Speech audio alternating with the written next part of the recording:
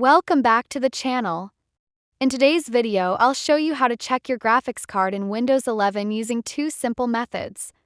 Let's get started. First method is by using the DirectX Diagnostic Tool. Press the Windows key plus or on your keyboard, then type dxdiag and hit enter. The DirectX Diagnostic Tool will open, showing you details about your system like CPU, RAM, BIOS, and more. To check your graphics card, click on the Display tab. Here you'll see the name of your graphics card, the manufacturer, and the amount of video memory it has. The second method is through the Task Manager.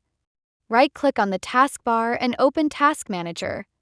Go to the Performance tab and select GPU 0. This represents your main graphics card. Here you can see real-time performance stats and detailed information about your GPU. And that's it.